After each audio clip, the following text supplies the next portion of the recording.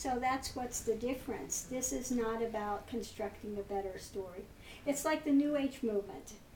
In the New Age movement, what they want to do is, I want to be in control. I want to have a stronger ego. I need to go and fix my inner child. Okay? There is not needing to fix an inner child. It's not about remaining in that story. It's about going back and seeing what was before the stories even began. Okay? And so once one gets to what was there before the stories began, then all of that which was in place, the driving, that creates the driving thoughts, that mind play that's continually in motion for people in duality, that ends. That ends. Like I've said this many times in my own life, when there was the seeker in place, there was great suffering, great mental turmoil, severe depression, severe post-traumatic stress, being thrown back into these things again and again and again, and not having a way out. I thought, it was just like a box. It was a jail. It was a prison. It was horrid. But with realization, all of that blew out, and it has not returned for 1 second since then. It was like that person dies at that moment, but it's a death into liberation. Okay? One hasn't lost anything. One has lost the baggage. And one sees what is eternal. One lives from that which is eternal, not from that which seems to have a beginning, a middle, and an end, that we hope goes on. With this, there is no doubt. There is absolutely no way for any type of a doubt to be in place once one has gone into that Holy of Holies. And what remains is that divine essence that is the same within all personages. So everyone here has the same amount of that divine essence, or else you would have no life. This is what becomes very clear. And this is why it is also the end of egoism as well as ego, the identification. When I say ego, I mean the identification as a body and body-mind transient being. So that ends. The egoism also ends, that there can be any higher or lower. How can there be higher or lower when it's just one? Not oneness, because oneness is a quality of one, but it's in numerous duality. Okay? In this, the duality is at an end. One's first cognition is of that singular life force and essence, and then one sees the transient, versus the other way around, being enmeshed in the transient and having an idea of what that one thread that runs. Okay, so it's reversed. Okay, so it's reversed. So the whole cognition, everything changes in an instant. For some, there's a falling away, and it goes bit by bit, things fall away. But then usually there's some sort of a major shift. Like in myself, it was sitting down, and then all of a sudden this great terror came, and I was total surrender into death, in this moment. I lay myself on the altar of truth. And in next moment, there was no me, no world, no cognition, just only that. Only absolute was apparent. There was no me viewing an absolute. There was only absolute. So that's again another difference in the perception. People think, and I want to come, and somebody had written the other day, I want to come and I want to view the divine. No, there's no me that's going to view the divine.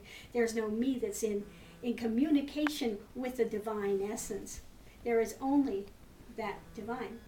Like the Sufi saying says, when I am, God is not. When I am not, God is. Okay? So the I am, the me story, is no longer there. And the only awareness is of that one divine ground of being. Okay? So there's no longer any more of a thought process of what can I get, what do I need, what do I, that it goes. And this is so difficult to try to explain to people because they think then you're going to be like a robot, an automaton, something. But it's not. One at that point goes from existing to living. Okay? When one is in the highs and the lows of the mundane mind, then one is existing. When that all falls away and there's just that pure divine is, which is still, then motion arises in the stillness and then it falls away back in the stillness, okay? And it's not two.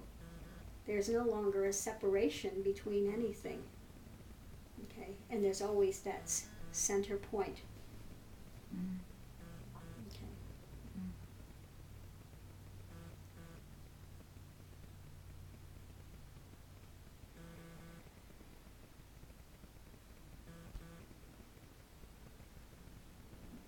So simple. The further one goes, the more simplistic things become. And this is a very good gauge of a path. Okay? If the path is full of complication, a lot of intellectual stuff that you have to learn, then this is a man-made, dogmatic rendering of what they have heard and trying to pass on wisdom secondhand. If it's coming from a realized one, a realized being that's living from that center, unstill, unchanging center, then it will become very simplistic. And they will keep trying to draw you into simplicity rather than more complication. Rather than more mind stuff, we try to get the mind to allow it to still, because it's only through the stillness that absolute can be seen. When the mind is going, all one sees is the transient. Okay, the transient play of Shakti, which is wonderful. Don't get me wrong, there's nothing wrong with the play of Shakti. But we want to come to that center, that whole WHOLE. And then we see that there were never truly any HOLES. Okay? That was the illusion of the mind trying to define and draw back on past experience and trying to keep one safe, which keeps one in a jail. Rather than constructing a safety net, they are constructing a jail. And the more one has to construct a safety net, the more unsafe one feels. So it's really going in the wrong direction. Okay? So this path is one of finally opening up, being honest, living from honesty, integrity, and transparency. And in transparency comes vulnerability. One has to be willing to be open and vulnerable and be exposed. And when finally starts to become exposed, then they find out there was nothing to fear in that. It's a challenge at first. It's a challenge to do that. There's great fear in that. Fear of the unknown. Fear of, oh my God, what will someone think? But it's greatly liberating when one can finally meet that.